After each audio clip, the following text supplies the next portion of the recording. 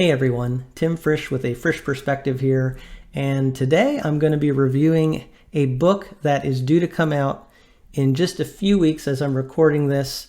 So I'm going to leave a link in the description for how you can purchase this book, but it is a book written by none other than my friend Tim Wildsmith, and it is called Bible Translations for Everyone. So in this video, we're going to take a look at this book, an overview as to what this book is about, and I will also draw out some things that to me were notable about this book, and then just provide some conclusions as to what I think and who I think this book is good for. So with all that, let's get into a book review here of Bible Translations for Everyone, A Guide to Finding a Bible That's Right for You by Tim Wildsmith. I do want to announce right off the bat that Tim Wildsmith is a friend of mine, as I mentioned, and so I'm going to try to be very honest, and I don't think this is going to be too biased, but I really do like Tim a lot, so there'll probably be some bias in here. But I want to say actually that this is a book that I actually wish I had written, and to be honest, a few years ago I wrote something that was kind of along this lines. But it wasn't really all that great, to be honest, and I never really did anything with it. But Tim has written here the book I wish that I had written, and he's got the same first name as I do, so, you know, it's just a different Tim who wrote this book, but he did a fantastic job, and right off the bat, you have a wonderful cover here. This book, by the way, is published by Zondervan Publishers, and the cover design is by Tim's wife, Becca. She is really a great artist and can do just different beautiful designs, artistic work, and you see that in the cover here. Also the cover, what I like about it is it really reflects the style of this book. It's not a highly academic, serious type of a work. It is really informative, but it's written for the everyday person. It's a down-to-earth style of writing, and that's one of the things, those of you who watch Tim's videos, he's a very down-to-earth person. He's the kind of person who, you know, you feel like when you're watching his video, he's just having a nice casual conversation with you, and you really get that in this book. I do want to talk about the author a little more, Tim Wildsmith. He has been on my channel before, but he's going to come on again right around the time that this book is being released, and he's going to talk about it firsthand on my channel. So I am so excited, and I want you to know so that when he comes on the channel, you can come and watch the live recording of that and be in the comment section, the live chat, and you can ask any questions to the author that you have. And so that's going to be later in November 2024 that we'll do the live interview with the author Tim Wildsmith. But let me just tell you, Tim is a really knowledgeable person. And as I've already kind of said, I mean, he's a great communicator, very personable, but he's really clear in his communication style. And you really see that in this book. He can take big subjects and really distill them down in a way that's palatable and easy to digest. And I think this book, it just really plays to his strengths. So, like I said, the cover design really fits the style of this book, and Tim is just a great communicator. So that's what you're getting in this book. But let's talk about the book itself. What are the contents? Well, looking at the table of contents here, you'll see he really covers just some key things. The first two chapters, the basics of Bible translation and the earliest English Bible translations, really just lay the groundwork in talking about the subject of Bible translation. So I would say that these first two chapters are just foundational issues. So in the first chapter, he covers the topic of translation philosophy. And that's something that a lot of people who read Bible translations, they don't really know anything about that. They maybe have never really heard anything about translation philosophy. But even if you do know something about this subject, you're still going to learn things in this book. So he talks about translation philosophy. He also talks in the second chapter about the history of English Bible translations, some good historical information there. So that just kind of lays the groundwork. And then in the next 10 chapters, he covers specific Bible translations, and he goes into detail about these different translations. He gives you enough detail so that you have something to really understand, but he doesn't overload you with information. And I think again and again, that's what's just great about this book. It's a good balance in being informative but not overwhelming. So with each chapter, as he goes through each translation, he gives the background of the translation, the textual basis of the translation, talks about the translation philosophy that translation is based on. If the translation has any revisions, he talks about that. And then he closes each chapter in this section with, is it right for you? And he talks about what this particular translation is good for and how it might be used. So those are kind of like, that's the meat of this book. That's kind of the center of this book, his overview of those different translations. But then he has a chapter on some other translations, because obviously he couldn't get to every translation, not even close. But there are even some other notable translations that he did want to highlight, but they're maybe not the mainstream ones. So he talks about the New English Translation, the Legacy Standard Bible, and the Modern English Version, among others, in the other translation chapter. And then he also has a chapter on Catholic Bible translations. He is gearing this work, I would say, from an evangelical perspective to mainly an evangelical audience, but he does want to give some attention here in the book to some Catholic translations, and also, I think, make sure that he acknowledges that there are going to be people reading this book who are Catholic and have some questions about Catholic translations. And so he does cover that a little bit. And then the last chapter really fits him because it's also the tagline for his YouTube channel. This chapter is Finding a Bible That's Right for You. And so it's really just a great tie-in to his YouTube work, but also really explains, I think, the heart behind what he's doing and why he wrote a book like this, why he does the things he does on YouTube. He is really trying to help people understand all of this stuff that can be overwhelming about Bibles and Bible translations, and help break it down so that they can find a Bible that's right for them. So that's the overview. What are the notable aspects of this book? I mean, there are a lot of things that I could say. And again, he's going to be on my channel, so we're going to talk about some of this stuff. I'm really excited to have that conversation. And I really hope that you will join us for the live interaction and be in the live chat, so you can talk with us and ask any questions that you might have. But to me, one of the things that I wanted to note is the book does contain a chart on Bible translations. It's a Bible translation continuum, or what might be called, I think he calls it the Bible translation spectrum.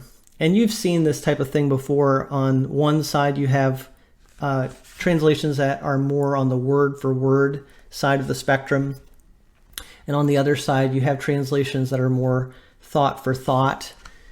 And he makes a good point here when he shows this chart, that he thinks that sometimes these charts can be more of a distraction than an aid to people. And I totally agree with what he's saying there, because even as I show this chart, there are going to be people who disagree with it. I actually like the fact that his chart has the translations in the order that it does, because it does contrast with other charts. And I happen to think it makes a good point that you'll notice that on his chart, he's got the New King James and the King James as being even more literal than the New American Standard Bible. And that, for some people, will kind of raise a question for them. I thought the New American Standard Bible was the most literal. What it brings out is that it depends on the specifics of how you're gauging literalness. And, it might seem like a straightforward thing, but not really. It also kind of backs up my own personal experience that it is kind of a mixed bag. There are times where a translation like the New King James is more literal than the New American Standard, and vice versa. So it really just depends on the details of what you're evaluating as you're trying to gauge, how literal these translations are. But nevertheless, the chart is a good thing to help people to kind of understand that translations do fall on a spectrum, and you're going to have ones that are more literal and ones that are more thought for thought. So I thought the chart was really good, and what he said about that was good.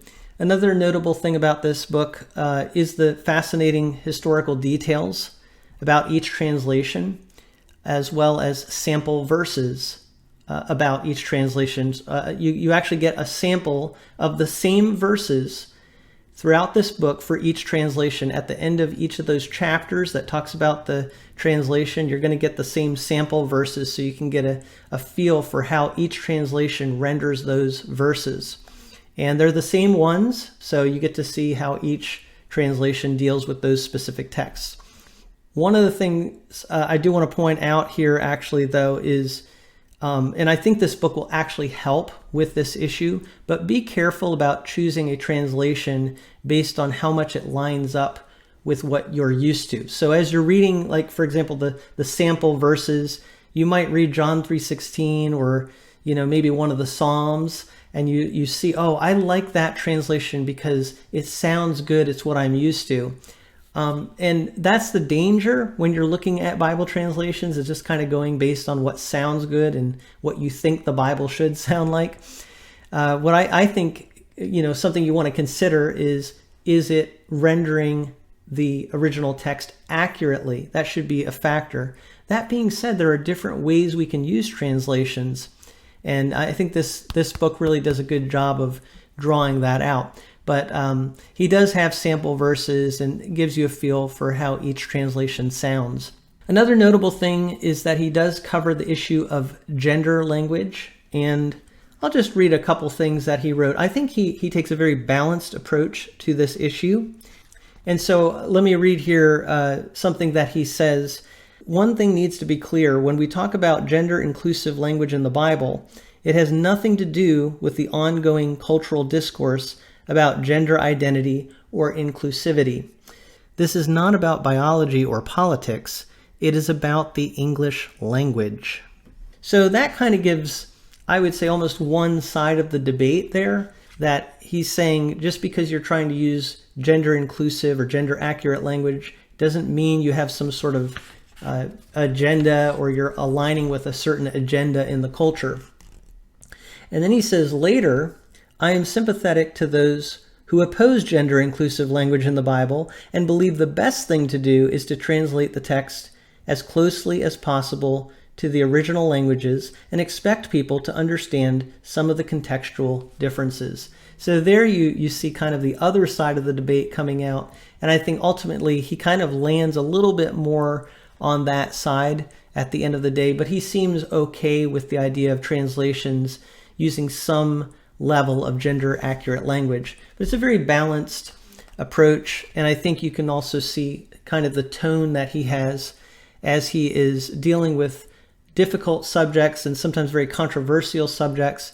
He takes a tone that is very, I think, ironic, peaceful, and just helps people to think through it without too much emotion. So that's the gender language issue. He does talk about that on at least a few pages. Also, I love the fact, this is the last notable thing I'm going to mention, that he talks about choosing a translation team rather than one single translation. That lines up with the approach that I've often shared. Now, I will tell people a lot of times it's good to maybe have two translations that are kind of your primary translations to compare, and just to bring out the strengths of something that's more literal, something that's less literal. But what he actually says is it's good to form a team of translations, and he puts 3 translations on each team, and he gives some sample teams as to how you might take a few translations and put them together and use them in your study, in your reading of the Word of God. So I really like that. But what this really brings out is that we don't live in the same world that we used to. And I think one quote in this book really kind of encapsulates that. He says, I also think it is okay to have one primary translation that you use daily, which is what people used to do.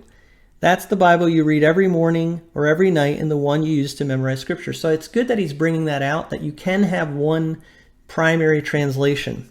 But then he goes on here, I don't expect you to carry around multiple copies of the Bible every time you want to do a little reading. Thanks to modern technology, incorporating multiple translations can be as simple as using a Bible app on your phone, which is a great way to test out different translations as you put together your team. So he's talking about the use of technology. I would go even further and say that you're always going to have a phone with you, most likely, so you can use different translations all the time by having access to them on your phone. It's very easy to do. So we don't live in the world where you have to, just figure out what's the exact one translation I have to use all the time. You have a phone, you can be consulting different translations very easily. That being said, I like the idea that he brings out there that it's still good to have one translation that you think is just really fits what you want to study, memorize, internalize, get very used to the wording of it, and make that really a part of your thinking. So I see the value in what's being said there. But at the end of the day, it's good to have a team of translations that you use. And I a lot of times advocate for two translations, one that is more literal, one that is maybe less literal. And he brings this out really well in the book. I think he quotes N.T. Wright when he talks about language and how there are two different types of accuracy. There's the accuracy of like that literal, what's the wording in the original, but then there's that accuracy of what is being conveyed on maybe a more emotive level. And how do you get both of those things, or idiomatic level as well? So how do you get some of those nuances of language? And I think the only way to do that is to have, a couple of different translations at least, to be able to help you to see how the original language really conveys things, and also how we might say it in our language as well. So those are some notable things about this book. That's kind of my overview as well. Some of the conclusions that I had thinking about this book is that I think it's really going to help the average Christian to have a much better grasp of what English Bible translations are all about. And I think that in and of itself is a success to the purpose of why Tim wrote this book, because I think he wants something that is accessible to the average person out there, the average person who's in church, in the pew, who maybe has heard about Bible translations, maybe even been confused by what they've heard, or heard about some of the debates. And sometimes, sadly, people are even misinformed about Bible translations. So this book will really do a good job of dispelling a lot of the confusion and helping the average person to have a resource to be able to sort it all out, and to be able to not only know about translations, I think it'll definitely be an aid to helping people find the Bible that is right for them. So that is kind of my conclusion about this book. And as you can tell, my very unbiased review, I really do like this book. And honestly, even if I didn't know Tim, I would say in looking at this book, it does a great job of what it's setting out to do. So those are my thoughts. I'd love to hear any thoughts that you have. I know as the weeks go on, many of you are going to be reading the book, and then you can put in the comments section what you think. But even just hearing this off the bat, if you haven't read the book yet, what do you think about this? Are you interested in this? What are some of the things that you're asking questions about that you're hoping that this book will answer? And what's some of the reaction that you have to what I've talked about in this video, some of the ideas that have come out in what Tim has said in this book? What is your reaction to that? I'd love to hear all of that. But thank you so much for taking some time to look at this book review of Bible Translations for Everyone by Tim Wildsmith.